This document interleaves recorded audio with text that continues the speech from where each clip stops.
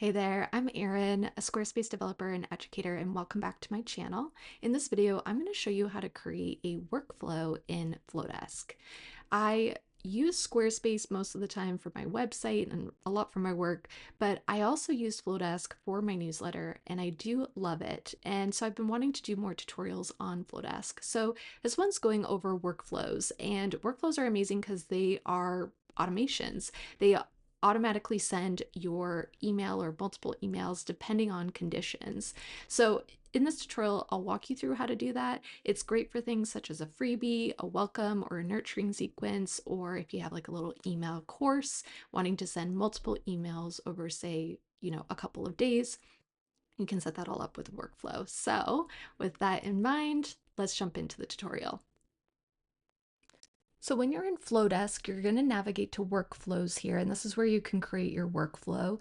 I am going to start a new workflow to show you what it looks like from the beginning, but I will say that if you've created one or a couple of workflows and your new workflow is going to be fairly similar to one you've created already, I highly suggest just duplicating one that exists. That's a very easy thing in Flodesk, just to duplicate your emails, forms, workflows, saves you time, and also keeps things consistent with how you've kind of created or outlined your setup on things. So just hit the ellipse and you can hit duplicate here, and it's going to create a duplication of it. You can go in and just edit the items that you need to edit. But I'm going to start with a new workflow, and it's first going to bring you to this page here, and it's going to show you templates, and these are email templates. They're not templates of the actual workflow.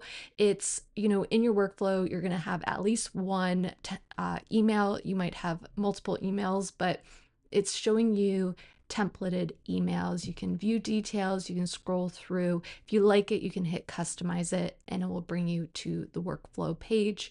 I'm actually going to start from scratch because I want to duplicate an existing email that I'm already using.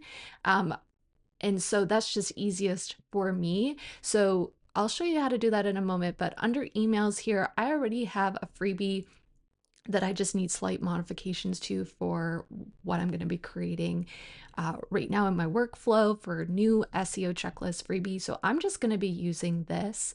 I do, if you're going to be creating your own email, I actually suggest creating that email first and then going into workflow. It just makes it a little bit faster once you're in the workflow area.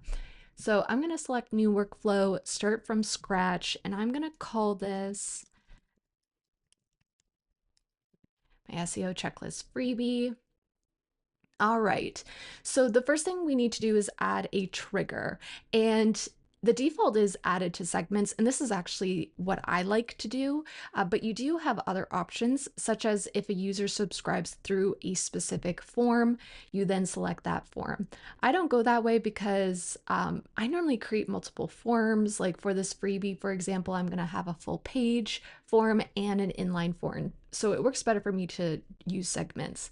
There are also e-commerce options such as once a user makes a purchase or abandons a cart. So this trigger is what the user needs to do that then triggers your email or your email sequence here that we are setting up.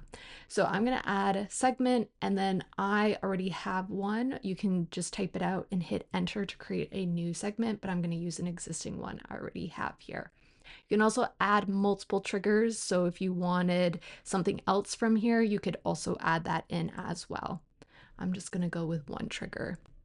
Now, because I'm starting from scratch, it doesn't show an email. If you started with a template, it will show your email already in here. But since I started from scratch, I do need to add that email. And I'm going to add an email. You'll see there's options here because what I want to happen is as soon as a user signs up in one of my forms that has this segment, I want automatically for the freebie email to show up in their inbox. So I'm going to hit email here, and then you can create a new one, but I'm going to duplicate an existing email. So I'm going to select this one, and then you can go in and edit. And so I just have a few edits I'm going to make. And when you're in here, it's just like the email editing area. So nothing's changed in that sense.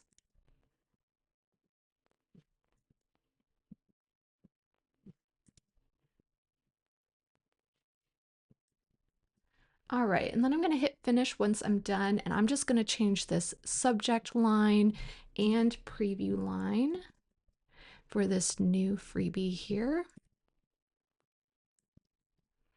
And then this is all set to go.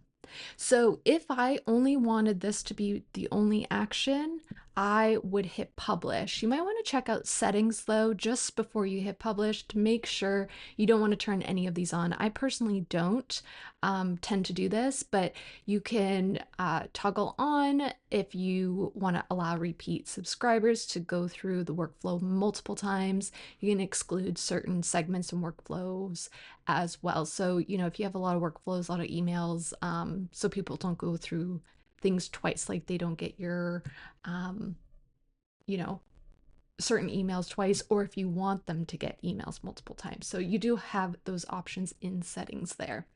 Now, you can make your workflow longer if you would like. We can keep going. And that's actually what I'm going to do for this freebie. So I personally like when someone signs up for the freebie, they automatically get the email. But then I like to do a time delay of 1 day, and then I send a welcome email. So you can change this time delay here. You have certain options, a certain time, day of the week, day, a certain time of day, a specific day of the year, etc. You can change these days, and you can do it to what you would like. And then I am going to add my welcome email, and which is already existing. So I'm just going to find that, select the email, and it's going to pop it in. And I actually have no settings I want to change here. And then this for me would be the end of my workflow, but you can keep it going. This is great for if you have like a nurture sequence or an email course. Let's say you have like a 5-day email course. So every day there's a different email. You would just continue on with another time delay, then another email, and you'd set it all up. So it just automatically sends the user a new email every day until they complete the workflow. Now, there are other things you can add, such as a condition. So a condition is yes or no. So, and then you go to no condition. And so take action if subscribers in a segment opened a workflow. Let's say the subscriber has clicked a link, then in